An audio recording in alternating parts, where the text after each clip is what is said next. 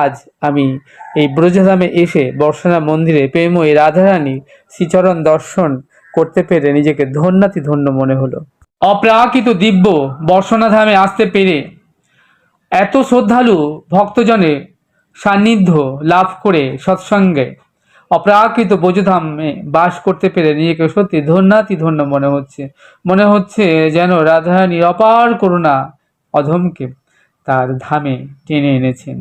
সকলের মুখে রাধানাম কীর্তন করছেন আর সকলে ফুল মালায় পূজারীর দিকে এগিয়ে দিচ্ছেন, আর পূজারীও রাধারানীর চরণের ফুল মালাগুলো ভক্তদেরকে প্রসাদী করে আবার তাদেরকে দিচ্ছেন।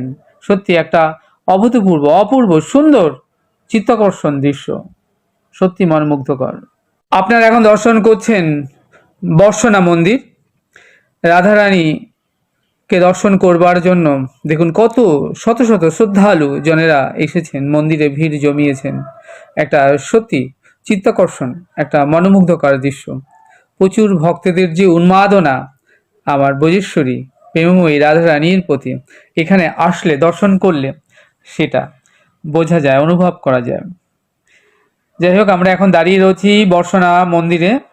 আপনারা যদি একটু লক্ষ্য করেন দেখবেন এই পাহাড়ের ঢালের উপর এই বর্ষনা মন্দিরটি নির্মিত হয়েছে রাজস্থানের লাল বেলে পাথর দ্বারা, আর তার সঙ্গে রয়েছে হোয়াইট মার্বেল পাথর।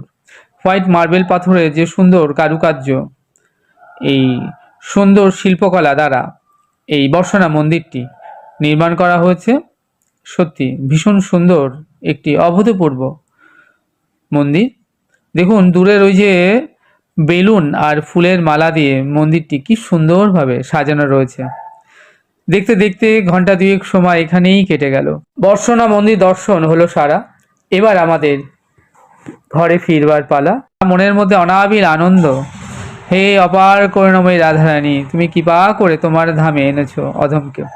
সত্যি আমি ধন্যাতি ধন্য হয়েছি তোমার ধামে আসতে পেরে। আবার তোমার করুণা হলে আবার তোমার ধামে আসতে চাই।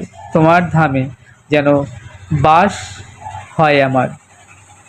রাধারানী চরণে প্রার্থনা জানাই, তিনি তো অপার করুণাময়ী, সকলকে যেন করুণা করেন। তার করুণার কিরণ ছটা যেন প্রত্যেকের উপর বর্ষিত হয়, সকলে যেন তার করুণায় ধন্য হয়, কেউ যেন তার করুণা থেকে বঞ্চিত না হয়। তাই রাধারানী তুমি জগতের সকলকে মঙ্গল করো, সকলকে কৃপা করো, সকলকে ভালো রেখো, সুস্থ রেখো, যেন তোমার ধামে আসতে পারে প্রার্থনা জানিয়ে এবার আমাদের ধীরে ধীরে ফিরবার পালা। আমরা এবার মন্দির থেকে ফিরবো।